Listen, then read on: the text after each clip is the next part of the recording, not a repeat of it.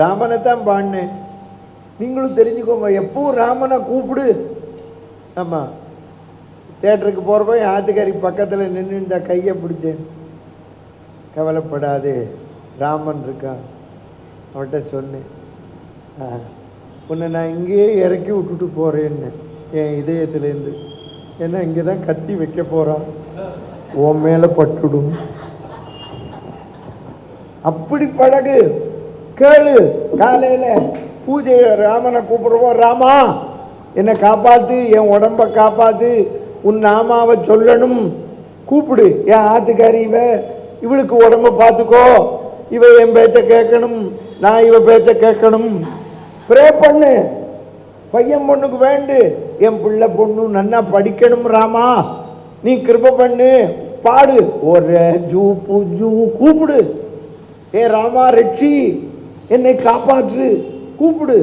திரௌபதி கூப்பிட்டா, நாளைக்கு பார்க்க போறோம்.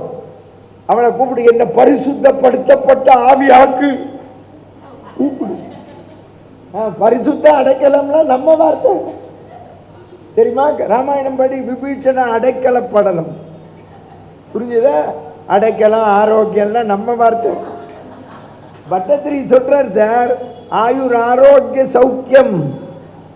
அம்மையார் சொல்றா, நோயற்ற வாழ்வே குறைவற்ற செல்வம். கும்பிடு. கணேஷ் சர்மாஜி உபன்யாசம் பண்ணி ஊரூரா, அவர் எதுவும் தனக்குன்னு வச்சுக்காம ஊரூரா போய் பிட்சை எடுத்து, எனக்கு தான் தெரியும் ஊரூரா ராமாயணம் சொல்றவனுக்கு. எனக்கு ஒன்றும் அவரை புகழ்ந்து எனக்கு ஒன்றும் 10 ரூபாய்க்கு இல்லை சார், தெரிஞ்சுக்கோங்க. இங்கே பாருங்க, இங்கே எவ்வளவு பெரிய கோயிலை கட்டியிருக்கார்.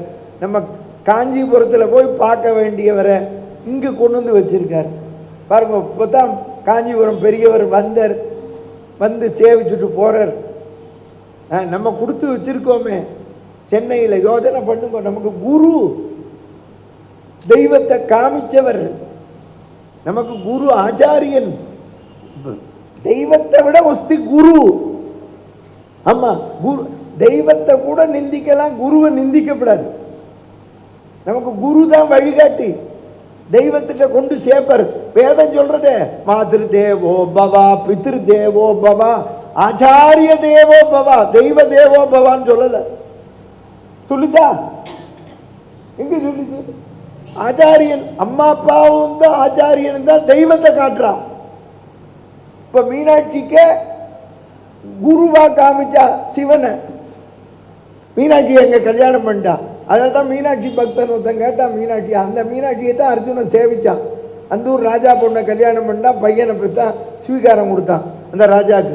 அதான் அல்லி அர்ஜுனன் கல்யாணம்னு கிராமத்தில் கொண்டாடுவார். அந்த பேரனுக்கு பேர் பப்புருவாகனன்னு பேர், அர்ஜுனன் பையனுக்கு ஸ்வீகாரம் கொடுத்தான் ராஜாக்கு. மீனாட்சி அங்கே ஒரு பக்தன் எழுதுறான், என் மீனாட்சி என் இதயம் கல்லாவே இருக்கட்டும்னா. ஏன்னா சுந்தரேசன் உன்னை கல்யாணம் பண்ணிக்கிற போது காலை பிடிச்சு கல்லில் நிறுத்தி மந்திரம் சொல்ல போறான். கல் எங்கேன்னு தேடாதே, என் இதயமான கல்லில் உன் திருவடியை வைக்க சொல்லுனா. அப்போ நம்ம ஹிருதயம் கல்லாவே இருக்கட்டுமே. அதுதான் அருணகிரிநாதன் சொல்றார், நெஞ்ச கனகல்லும் நெகிழ்ந்து உருது. அர்ஜுனன் திருப்புல்லானி போய் சேவிச்சான், சன்னியாச வேஷத்தில் போறான் துவாரகைக்கு. பல்ராமன் பொண்டாட்டியோட வந்து சேவிக்கிறார். கிருஷ்ணன் ருக்மிணி சத்தியபாமாவோட சேவிக்கிறார். ஏன்னா காவிய கட்டின்னு இருக்கானே. சாஸ்திரம் சொல்றது காவிய கட்டினாலே சேவிக்கணும்னு. அப்போ இந்த மாதிரி குரு இருக்கார், காவிய கட்டின்றவர் நம்ம கிடைச்சிருக்காரு. உன்னதமான குருன்னா நம்ம எவ்வளோ கொடுத்து வச்சிருக்கோம். நம்ம காலத்திலேயே பார்த்தோமே, அதை பாரு. சொல்லுங்க. நமக்கு ஒருத்தர் சொல்லி இல்லை சார். இப்போ எங்கள் தாத்தா வணங்கினாருங்கிற, எங்கள் தாத்தா, அப்பா, நான், என் பொண்ணு எல்லாரும் பார்த்துருக்கோமே. அப்போ பாருங்க எவ்வளோ கொடுத்து வச்சிருக்கோம். பரம்பரையே நமக்கு குருவை வணங்கக்கூடிய பாக்கியம். ஜெயேந்திர சரஸ்வதி சுவாமிகளை சேவிக்க போவேன். கல்யாணராமன் உபன்யாசகர் சேவி, எங்கே உன் பொண்ணு அப்படின்னு. நான் தான் சேவிக்கிறேன்னு. ஓ வளர்ந்துட்டாளே, என்ன படிக்கிறா? +2. ஓ கல்யாணம் பண்ணணும் அப்படின்னு. ஆமாம். இங்கே இப்போ வந்தாரே பெரியவர், என்ன திருச்சி கல்யாணராமன் உபன்யாசகர் மடத்துக்கு வரவே இல்லையே அப்படிங்கிறது. எடுத்த உடனே புதுக்கோட்டை பாவதர் உங்களை தான் சொல்கிறார் அப்படிங்கிறார் இவர். பார்த்தீங்க, நீங்கள் தெரிஞ்சுக்கோங்க, குருவை வணங்கணும். ஏம்மா குருவா ஏத்துண்டா கிருஷ்ணனை.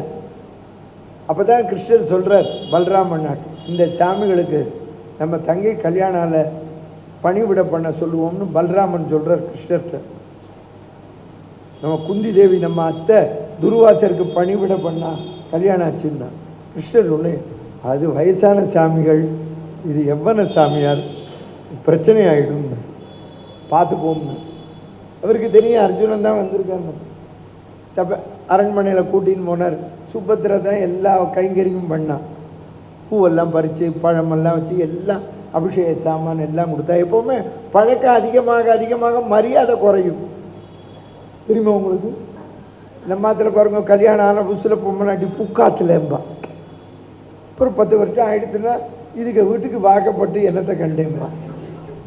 ஆமாம், அதுக்கப்புறம் பேரம் பேத்தி எடுத்துட்டான்னு வச்சுக்கோங்க, காப்பியை கலந்து பேரனை கூப்பிட்டு இந்த திண்ணையில் இருக்கு பாரு கிழம், அதுக்கிட்ட கொண்டு கொடுப்பா. திண்ணையில் இருக்கிறது கிழம்னா இவன் என்ன குமரியா? அவளுக்கு என்ன கோபம்னா, இவர் ரிட்டையர் ஆகிட்டார், நம்ம என்ன அடுப்படியிலேருந்து ரிட்டையரே ஆளுங்க அப்படின்னு கோபம் அவளுக்கு. அது ஒன்று இருக்கோ இல்லையோ. அப்போது சுபத்திரை பூவெல்லாம் எடுத்து வச்சா. எல்லாரும் பலராமன் குலதெய்வம் கும்பிட போயிட்டா. சுவாமிகளுக்கு எந்த ஊரோன்னா இவன் இந்திரபிரஸ்தம். அவளுக்கு சந்தோஷம். அவ அர்ஜுனன் அங்கே இருக்கா, காதலன். தர்மண்ணா சௌக்கியமானா சௌக்கியம், பீமண்ணா சௌக்கியமா சௌக்கியம், நகுல சகாதேவாள் சௌக்கியமா. இதுதான் இவன் நம்மளை தவிர கேட்குறா. ஏமா உனக்கு காண்டீபனை தெரியாதான்னா அவன் மௌனமாக நின்னான். அப்போ பக்கத்தில் இந்த வேலைக்காரி தோழி சொன்னான், அது சாமி எங்கள் இளவரசிக்கும் அவருக்கும் அது அப்படின்னா. அதுன்னா என்னம்மாண்ணா, அதுவும் இதுவும் நமக்கு எதுக்கு சாமி, நீ பூஜை பண்ணுன்னா. அவன் அர்ஜுனன் ஒரு நாளைக்கு பூஜை பண்ணுற போது அவள் கையையும் சேர்த்து பிடிச்சான். அவள் கத்தினான், வேஷத்தை கலைச்சான். அவள் கிருஷ்ணனை நினச்சா, இவன் இந்திரனை நினச்சா. காந்தரவ விவாகம், மோதிரம் மாற்றினான். பலராமனுக்கு தன் தங்க சுபத்திரையை துரியோதனுக்கு கொடுக்கணும்னு ஆசை. பலராமனோட சிஷியன் தான் துரியோதனை. இவன் அவனை விரும்புகிறா. ஏத்தாப்புல வந்துட்டார் சண்டைக்கு. கிருஷ்ணர் வந்தார், கும்பிட்டார். நீ அர்ஜுனனை கொன்னேன்னா நமக்கு தான் கஷ்டம், நம்ம தங்கச்சிக்கு என்னெல்லாம் பண்ணணுமோ பண்ணி அனுப்புவோன்னு. அப்புறம் உணர்ந்தார், எல்லாம் கொடுத்தார். இந்த அர்ஜுனனுக்கும் சுபத்திரைக்கும் பிறந்த வீர புதல்வன் தான் அபிமன்யு. புரிஞ்சுதா உங்களுக்கு? அவ்வளவு ஞானமும் உண்டு அவனுக்கு, பக்தி உண்டு. அப்படி வளர்ந்த பையன். ஆயசு தான் இல்லை, அல்பாயுசு. அது இருக்கட்டும் ஒரு பக்கம். இருக்கிற வரைக்கும் பக்தியாக இருந்தான், வீரமாக இருந்தான். நம்ம அதைத்தான் கற்றுக்கணும். ஆமாம், அவள் வாழ்ந்துன்னு இருக்கா. நாரதர் திரும்பி வரார் தர்மபுத்திரனை பார்க்க. எங்கள் வில்லிபுத்தூரார் நாரதர் வந்தார்னு சொல்லலை. இப்போ நேரம் வர்ணிச்சேன்னு நடராஜாவை. நடராஜ பெருமான் நாட்டியமாடுவதற்கு ஏற்ப சங்கீதம் பாடுகின்ற ஆற்றல் படைத்த முனிவர் வந்தார்னு. மான் புரிந்த திருக்கரத்து நதிவேணி மங்கை பாகன் தான் புரிந்த திருக்கூத்துக்கு இசைய மகிழ்ந்து இசை பாடும் தத்துவ ஞானி வில்லிபுத்தூரார். நாரதர் வந்தவுடனே வரவேற்றார். சொல்லுங்கன்னு, நான் உங்கள் அப்பாவை தேவலோகத்தில் பார்த்தேன், அவர் ராஜசூய யாகம் பண்ணணும்னு ஆசைப்பட்டாராம், அது நடக்கலை, உங்ககிட்ட சொல்ல சொன்னார். அப்படின்னா என்ன அர்த்தம்? நீ பண்ணுன்னு அர்த்தம். நம்மளை விட பெரியவா ஒன்று சொல்கிறா, இதை பண்ணுன்னா 2 கருத்து. பண்ணிவிடுறேன்னு சொல்லக்கூடாது, பண்ண மாட்டேன்னு சொல்லக்கூடாது. பண்ணிடுறேன்னா கர்ப்பம், அது முடியாமல் போச்சுன்னா கஷ்டம், வாக்கு கொடுத்துருவோம். பண்ண மாட்டேன்னு சொன்னால் பெரியவாளை எதிர்த்து பேசுகிறோன்னு ஆகிடும். பின்ன என்ன சொல்கிறது? முயற்சி பண்ணுறேன். வெள்ளைக்காரன் சொல்லி கொடுத்துருக்கான் நமக்கு, I will try my level best. அதை கற்றுக்கணும். முயற்சி பண்ணுறேன். அப்போ தான் தர்மபுத்திரர் சொல்கிறார். உடனே நாரதர் சொல்கிறார், உனக்கு நல்ல சகோதரால் 4 பேர் இருக்கா, உலகத்தையே படைத்து காப்பாற்றுற ஜெகநாதன் கிருஷ்ணனாக இருக்கான், இதை விட என்ன வேணும்? நீங்கள் என்ன காரியம் பண்ணாலும் பூலோகத்தில் சார் திரவியம் வேணும். இது இல்லாமல்லாம் ஒன்றும் பண்ண முடியாது. நம்ம பிறக்கிறதுலேருந்து வேணும். நம்ம அம்மா வயிற்றுக்கு வரோமே, கர்ப்பத்துக்கு அம்மா செக்கப்புக்கு போகிறாள், அம்மாவோட அப்பா பணம் கட்டுறாரு, யாரோ ஒருத்தர் கட்டித்தான். நம்ம பிறக்கிறதுலேருந்து வேணும், செத்து போனாலும் வேணும்.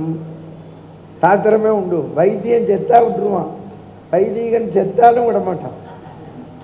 ஆமாம், பாத்தியார் வந்து எங்கள் அப்பா சொல்லுவார், சாஸ்திரிகள் எல்லாத்துக்கும் போய் அழுதாருன்னா அழுதுண்டே இருக்க வேண்டியதுதான். ஆமாம், அவர் அழுவரா? யாராவது போனால் சரி சரி ஆறு குளிச்சுட்டு வா, பூனையில் இடம் போட்டு கோம்பர்.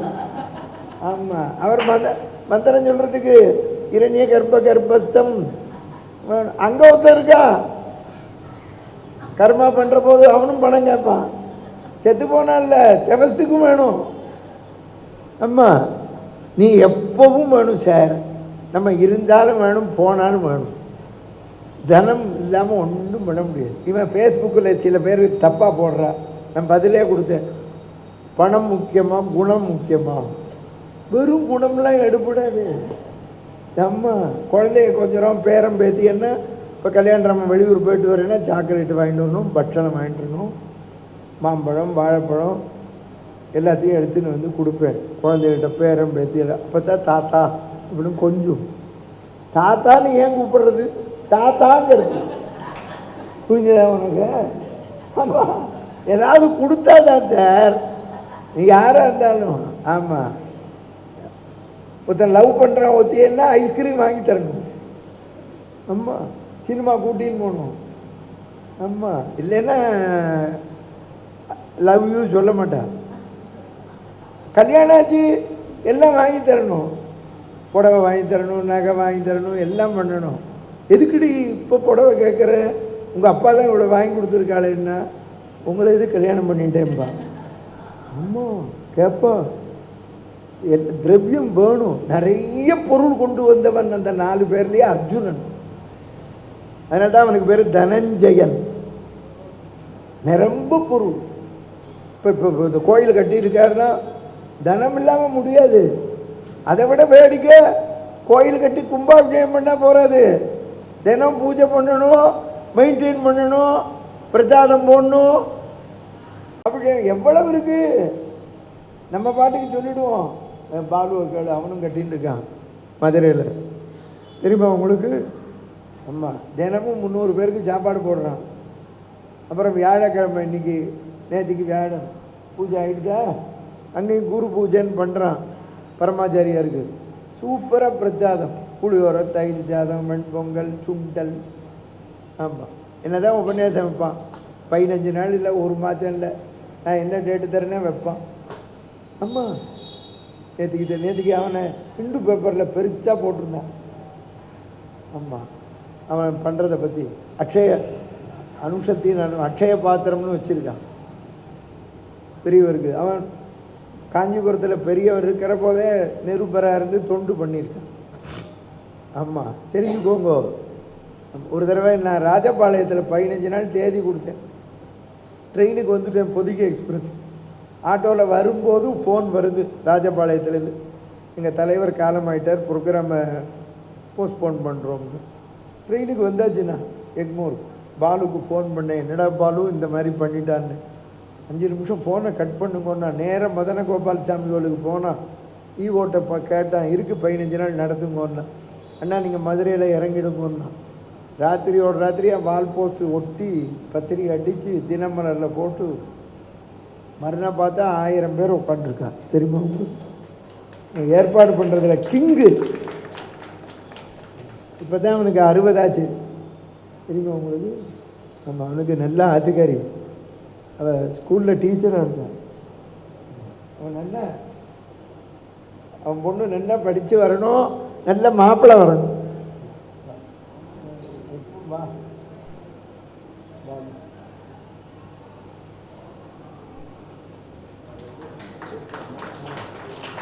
இது அவர் ஒரு 2 நிமிஷம் பேசுவான். பாலு நல்லா பேசுவான். பாலு உபநேசமே பண்ணுறான் ஒரு டிவியில். இதில் பண்ணுற நீ நியூஸ் 7 இது ஏன் வரமாட்டேங்கிறது? ஒட்டி இருக்கா? இந்த இந்த இந்த இந்த அனைவருக்கும் நமஸ்காரம். ஒரு தாயினுடைய பிரசவ வேதனையை விட ரொம்ப கஷ்டமானது இது மாதிரி கோவில் கட்டுவது, பகவானை நமஸ்கரிப்பது. அந்த விதத்தில் நான் இன்னொரு மகாபரிவாளாக பார்த்து கொண்டிருக்கிற கணேஷ் சர்மா அவர்கள், அவரை பார்க்கும் போதெல்லாம் எனக்கு பெரிவாளையே பார்த்த மாதிரி உணவு இருக்கும்.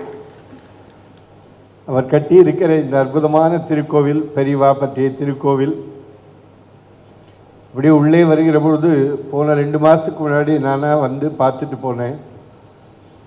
ரொம்ப பிரமாதமாக கணேஷ் சர்மா ஜி அண்ணா அவர்கள், நான் நிறைய ஒரு 178 மாதம் அனுஷ பூஜை, அனுஷ வைபவத்தை மதுரையில் நடத்தி கொண்டிருப்பவன். 5 வருடங்களுக்கு முன்பாக வரை, கொரோனாக்கு முன்பு வரை ஒரு 3 நாட்கள் எனக்கு நம்முடைய கிருஷ்ணகான சபாவில் அவர் எனக்கு இலவசமாக 3 நாட்கள் கொடுப்பார். நான் இந்த பக்கம் உபன்யாசம் திருச்சி கல்யாணராமன், இந்திரா சவுந்தரராஜன், அதே திருப்பூர் கிருஷ்ணன், இப்படி மாதத்துக்கு 3 நாள் அந்த ஹாலையே கொடுக்கும்போது எனக்கு பக்கத்து ஹாலிலே தெய்வத்தின் குரல் பகுதியை தொடர்ச்சியாக நம்முடைய கணேஷ் சர்மா அவர்கள் நடத்தி கொண்டிருந்தார்கள். ரொம்ப நாளாக எனக்கு அவரை பார்க்கணுன்னு ஆசை. எதேச்சா ஒரு தடவை நம்ம ருக்மணி ரமணி மாமியுடைய அந்த பெரியவா பஞ்சரத்திர கீர்த்தனை விழாவின் பொழுது என்னை பார்த்துவிட்டு, அப்போ அடுத்த ஒரு நிகழ்வு ஏற்பாடு பண்ணும்போது இன்னும் ஞாபகம் இருக்குது, பாலுவா, நெல்லை பாலுவா, அந்த நெல்லையில் மதுரையில் மட்டுமல்ல தமிழ்நாடு முழுக்க ஆன்மீக தொண்டு புரிந்து கொண்டிருப்பவர், அவரை பார்க்கணும் போல் அப்படின்னு சொல்லி அந்த உபன்யாசத்தை ஆரம்பித்தார் அண்ணா. அப்போ இன்னும் எனக்கு ஞாபகம் இருக்குது. அப்படிப்பட்ட பெரிவாளையே தன்னுடைய வாழ்க்கையினுடைய கதியாக கொண்டு மகாபரிவாளையும் புதுப்பெரிவா பாலப்பரிவா மீது மிகுந்த பக்தி கொண்டு மடத்தில் நிறைய கைங்கரியம் செய்தவர். புதுப்பெரிவா சித்தி அடைந்த பொழுது அந்த கடந்த சுற்று வளையத்துக்குள்ளே இருந்து கடைசி கட்டம் வரை பெரிவாளை எடுத்துக்கொண்டு போய் அந்த இடத்துல வைக்கிற வரைக்கும் கூடவே இருந்து தொட்டு அப்படியே அந்த பெரிவாளுக்கு அந்த காரியத்தை செய்து பார்த்த பொழுது அவர் மேலே இன்னும் கொஞ்சம் மதிப்பு கூடியது. அப்படிப்பட்ட அற்புதமான கணேஷ் சர்மாஜி அவர்கள் இந்த நிகழ்வை ஏற்பாடு செய்திருப்பது உண்மையிலேயே எனக்கு என்ன வருத்தம்னா, திருச்சி கல்யாணராமண்ணா உபன்யாசம் இந்த நாளை கூட இந்த சேரை கொஞ்சம் பின்னாடி போட்டு இங்கெல்லாம் ஃபுல்லாக இன்னைக்கு வந்திருக்கிறவா எல்லாரும் அண்ணா அடிக்கடி சொல்லுவார், நல்ல விஷயத்துக்கு நாம் தான் தேடி போகணுங்கிற மாதிரி. நல்ல விஷயத்துக்கு நாமளாக வர்றது கஷ்டம், ஆனால் கெட்ட விஷயமா இருந்தால் தேடி போவான்னு அடிக்கடி சொல்லுவார். நாளைக்கு நீங்கள் வரும்போது தயவு செய்து ஈச் ஒன் கேட்ச் ஒன்ங்கிற மாதிரி ஒவ்வொருத்தரையும் பிடிச்சிண்டு வாங்கோ. அப்போ தான் ஏன்னா நல்ல காரியங்கள் அப்படி நடந்தால் தான் நடக்க முடியும் என்பதனாலே திருச்சி கல்யாணராம அண்ணா அவர்களுக்கு எனக்கு தெரிஞ்சு 40 வருஷமாக அவருடைய உபன்யாசத்தை நான் தமிழ்நாடு முழுக்க நடத்தி கொண்டிருப்பவன். தமிழ்நாடு முழுக்க சிதம்பரம் பற்றி சொன்னபோது அவரை எப்படி வனவாசம் ராமர் போனாரோ அத்தனை வருஷம் பேசாமல் இருந்து சிதம்பரத்தில் ஏற்பாடு பண்ணேன். அதுவும் ஏற்பாடு பண்ணின அந்த கல்யாண மண்டபம் பேர் கூட கோதண்ட ராம கல்யாண மண்டபம், ராமாயணம் நடந்தது. அப்படி திருச்சி கல்யாணராமன்னா ஆடுவார், பாடுவார், சில நேரம் மேடையை விட்டு கூட ஓடுவார். இன்னொரு கீரன், இன்னொரு கீவாஜா, இன்னொரு வாரியார், 3ம் கலந்த கலவை தமிழ்நாட்டில் உலா வந்து கொண்டிருக்கிறது என்று சொன்னால் அது திருச்சி கல்யாணராமன்னா தான். அவர் ரொம்ப ஜோக்காக சொல்வார், டிவிக்கே தீக்காம்பார், சில நேரம் திமுகம்பார். ஏன்னா நாங்கள் தான் திருமாலை முதல் கடவுளாக பார்த்து கொண்டிருப்பவர்கள். அப்படியெல்லாம் இவர் மாதிரி ஜோக் அடிக்கிறதுக்கு இன்றைக்கி தமிழ்நாட்டில் தயவு செஞ்சு உபன்யாசம் பண்ணுறது வேறு. ஏன்னா இன்றைக்கி உபன்யாசம் மேடையில் அப்படியே பேசிகிட்டே போகிறது என்பது வேறு. அது நம்முடைய கணேஷ் சர்மாஜி அவர்கள் அப்படியே ஆற்றொழுக்கமான, அவருக்கு பெரியவா மாதிரி விட்டெல்லாம் அப்படியே மெதுவாக சாஃப்டாக அப்படி சொல்லுவார். ஆனால் இவர் அப்படி இல்லை, போகிற போக்கில் அப்படியே 6 அடிச்சுட்டு போயிடுவார். அப்படிப்பட்ட ஒரு அற்புதமான பேச்சாளர். ஏன்னா நம்ம இன்றைக்கி வந்துட்டு போனேன்னா இன்றைக்கி ராத்திரியோ காலையிலோ நீங்கள் டாக்டர்கிட்ட செக் பண்ணிங்கன்னா உங்களுக்கு சுகர் பிபிலாம் குறைஞ்சி போயிருக்கும். நல்ல சிரித்து நல்ல சந்தோஷமாக ஒரு உபன்யாசகர் தமிழ்நாட்டில் இருக்க, ரொம்ப எளிமையான உபன்யாசகர். மதுரைக்கு வந்தால் முதியோர் இல்லத்தில் தான் தங்குவார். சும்மா இயல்பாக ஒரு ரூம் இருந்தால் போதும், துண்டை விரித்து படுத்து தூங்கிடுவார். ஒன்று பிராமண சாப்பாடு வேணும், பூண்டு வெங்காயம் சாப்பிட மாட்டார், லாட்ஜில் தங்க மாட்டார். அவர் தன் வாழ்க்கையில் ஒரு லட்சியத்தை வச்சுட்டு இப்படித்தான் இருக்கணுங்கிறத வாழ்க்கையில் லட்சியமாக வச்சுட்டு இருக்கிற ஒரு உபன்யாசகர் தமிழ்நாட்டில் ஒருவர் இருக்கிறார் என்றால் கண்டிப்பாக திருச்சி கல்யாணராமன் அவர்கள். வரதெல்லாம் தூக்கி கொடுத்துருவார். ஏதோ ஒரு ஏழை பொண்ணு கல்யாணம்னா வருஷம் ஒரு 5லேருந்து 10 பொண்ணுக்கு திருமாங்கல்யம், கூரைப்புடவை, வேஷ்டி, பட்டுப்புடவை எல்லாம் கொடுத்துட்டே இருக்கிறார். நீங்களும் நிறைய கொடுங்கோ அவருக்கு. ஏன்னா அவர் வாங்கினதை வச்சுன்றதே கையில் வச்சுக்கிற பழக்கம் கிடையாது. வாரி வாரி இங்கேயும் தரப்போகிறேன் இப்போ ஒருத்தருக்கு அப்படியே வாரி வாரி கொடுக்குற வள்ளலாகத்தான் இன்னைக்கு திருச்சி கல்யாணராமன்னா சொல்லிக்கோ. நானாக தான் வேண்டி பேசினேன். இருந்தாலும் நாளன்னைக்கு நான் திருநெல்வேலி கோபாலசமுத்திரம் எனக்கு சொந்த ஊர். நாளன்னைக்கு நங்கநல்லூரில் கோபாலசமுத்திர மக்கள்லாம் 50 வருஷத்துக்கு பின்னாடி அமெரிக்காவில், ரஷ்யாவில், ஆஸ்திரேலியா இருக்கிற எல்லாரும் ஒன்று கூடி, முக்கியமானவாள்லாம் ஒன்று கூடி எங்கள் ஊரில் இருக்கிற சிவன் கோவில், பெருமாள் கோவில் கும்பாபிஷேகத்தை எப்படி நடத்துறதுங்கிறதுக்காக நான் பேச இருக்கிறோம். அதுக்காக நான் மெட்ராஸ் இன்றைக்கி வந்தபோது இன்றைக்கி திடீர்னு அவர் அமைச்ச இது வாட்ஸ்அப்பில் பார்த்தேன். அடாடா, அதுவும் நம்ம கோவிலில், பெரியவா கோவிலில் பேசுகிறாரு, எப்படியும் வந்துடணும் அப்படின்ட்டு. இன்னும் மயிலாப்பூருக்கு வந்தால் நல்ல பிராமண ஹோட்டலும் இருக்கும், அப்படியே சாப்பிட்டுட்டும் போகலாம், மகாபரிவாளையும் தரிசித்த பாக்கியம் கிடைக்கும் என்பதனாலே ரொம்ப அழகாக, அதாவது எப்படி மகாபலிபுரம் சிற்ப வேலைப்பாடுகளுக்கு உகந்த மாதிரி இருக்கோ அது மாதிரி இந்த கோவில் ரொம்ப அழகாக அற்புதமாக பெரியவாளுக்கு மயிலையிலே ஒரு அற்புதமான பெரியவா திருக்கோவிலை ஏற்பாடு செய்திருக்கிறார். நான் அடிக்கடி சொல்கிற செய்தி, அவ்வை பிராட்டியிடத்திலே ஒரு முறை கேள்வி கேட்டார்களாம், உலகத்திலே எது பெரியது என்று சொல்ல முடியுமா கேட்ட பொழுது அவ்வை பதில் சொன்னாராம், இந்த உலகத்தை படைத்த பிரம்மா, ஆகவே இந்த பிரம்மா பெரியவர். இல்லை பிரம்மாவின் காலடியில் இருக்கின்றார் விஷ்ணுவாக, இந்த விஷ்ணு பெரியவர். இல்லை விஷ்ணு பார்க்கடலை பள்ளி கொண்டிருக்கிறார், ஆகவே இந்த பார்க்கடல் பெரியது. இல்லை பார்க்கடலை அகஸ்தியர் கரைத்து குடித்தார், ஆகவே இந்த அகஸ்தியர் பெரியவர். இல்லை அகஸ்தியர் கமண்டலத்திலிருந்து பிறந்தார், ஆகவே இந்த கமண்டலம் பெரியது. இல்லை கமண்டலம் மண்ணால் ஆனதா, ஆகவே இந்த மண் பெரியது. இல்லை மண்ணை ஆதிசேஷங்கிற பாம்பு தாங்கி கொண்டிருக்கிறது, ஆகவே இந்த பாம்பு பெரியது. இல்லை பாம்பை பார்வதி தன்னுடைய மோதிரவர்களை தாங்கி கொண்டிருக்கிறாள், ஆகவே இந்த பார்வதி பெரியவள். இல்லை பார்வதியை விட பார்வதியுடைய நாதன் பரமசிவன் பெரியவிட்டு என்று பெரியவர் என்று சொல்லிவிட்டு அவ்வை கடைசியிலே சொல்லுவார், இல்லை பார்வதி பரமசிவன் இவர்கள் இருவரையும் விட பார்வதியையும் பரமசிவனையும் வழிபடுகிற தொண்டர்களுடைய உள்ளம்தான் பெரிது என்று சொல்லி, பெரிது புவனம் பெரிது, தொண்டர் பெருமை சொல்லவும் வேண்டுமோ என்ற ஒரு அற்புதமான தொண்டர்கள் இன்றைக்கு இந்த கோவில் உருவாவதற்கும் நிறைய பேர்கள் இந்த கோவிலுக்காக நிறைய கொடுங்கள்.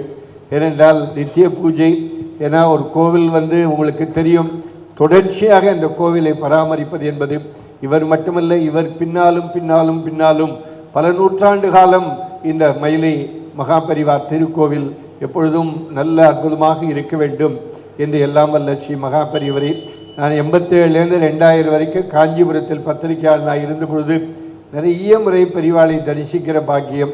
அதுவும் குறிப்பாக ஜெகம் போற்றும் ஜெயேந்திர அருளெனும் நதியில் திருவானைக்காவல் தாடங்கு பிரதர்ஷிக்கும் போது ஒரு புத்தகத்தை வெளியிட்டு விட்டு பெரிவாளத்தில் காட்ட போன போது மடத்தில் இருக்கிற வேதபுரி மாமாவோ, ஸ்ரீகண்டனோ அல்லது ராமூர்த்தியோ, கருப்பு ராமூர்த்தி, சிகப்பு ராமூர்த்தி, நிறைய பேர் பெரிவாளுக்கு தொண்டு செய்வர். எப்போதுமே மகாபரிவா அப்படியே வந்த உடனே கூப்பிட்டு ஆசீர்வாதம் பண்ணுவார். அன்றைக்கி கையை கூட தூக்கலை, அப்படியே பெரியவா கையை காட்ட மாட்டான்னு நினச்சிட்டு இருக்கும்போது யாரோ மடத்து அன்பர் பக்கத்தில் போய் காதில் போய், நம்ம ரிப்போர்ட்டர் பாலு பெரியவாளை பற்றி ஒரு புக்கு போட்டிருக்கான், அதை பெரியவாட்ட ஆசீர்வாதம் வாங்க வந்திருக்கான்னு சொன்ன உடனே மகாபரிவா கழுத்தை காண்பித்தார், கீழே காண்பித்தார், மறுபடியும் கழுத்தை காமிச்சார், கீழே காமிச்சார். அவளுக்கு ஒன்றும் புரியல. அப்புறம் கழுத்தில் இருக்கிற பகுதியை இப்படி பிரித்து காண்பித்தார். அப்பொழுதுதான் யாரோ ஒரு பாட்டி பச்சை மஞ்சளை நறுக்கி மாலையாக்கி மகாபரிவா கழுத்தில் இருந்தது. அப்படி பெரியவா கழுத்திலிருந்து மடத்த அழுக்க தொண்டர், அது பெரியவா கூட இருக்கிறவா யாரோ பெரியவா கழுத்திலிருந்து கழுத்தை எடுத்து அதை எடுத்து என் கழுத்திலே போட்டார்கள். அதனுடைய விளைவோ என்னமோ மதுரையில் அனுஷத்தின் அனுகிரகம் என்கிற அமைப்பு தொடங்கி கடந்த 178 மாதங்களாக பெரியவா அனுஷ உற்சவத்தை நடத்துகிற ஒரு பாங்கு. அண்ணா அவர்களும் மதுரை பேசியிருக்கிறார். நிறைய அவருடைய உபன்யாசம், அதாவது உண்மையிலே பாருங்க, ஒரு உபன்யாசகர் இன்னொரு உபன்யாசகரை ஏற்பாடு செய்வது ரொம்ப கஷ்டம். உலகம் முழுக்க உபன்யாசம் இன்னைக்கு எல்லா இதுலேயும் செய்து கொண்டு கணேஷ் சர்மா அண்ணா இன்னைக்கு திருச்சி கல்யாணம் அழைச்சி நீங்கள் பேசுங்கள், அதுவும் பேசும்போது ஏற்பாடு பண்ணிட்டு போயிடலாம், அப்படி உட்காந்து அப்படியே கேட்கிறது என்பது பெரிய காரியம். அவருக்காக நிறைய, ஏன்னா பொது வாழ்க்கையில் ஈடுபடுகிற போது நிறைய இடர்பாடுகள் வரும். நல்லது சொல்கிறவா 50 பேர் இருந்தால் 40 பேர் இருப்பா, குறை சொல்கிறவா 60 பேர் இருப்பா. நம்ம எப்பொழுதுமே வாழ்க்கை நிறைகளை மட்டுமே எடுத்துக்கொண்டு பெரியவாளுடைய அருள் கடாட்சம் எல்லோருக்கும் இருக்க வேண்டும் என்று பிரார்த்தனை செய்து கொண்டு இப்பொழுது தீபாராதனை நடக்கிறது. ஜெய ஜெய சங்கர காஞ்சி சங்கர ஹரே ராம ராம ராம ஹரே ஹரே ஹரே கிருஷ்ண கிருஷ்ண கிருஷ்ண ஹரே ஹரே.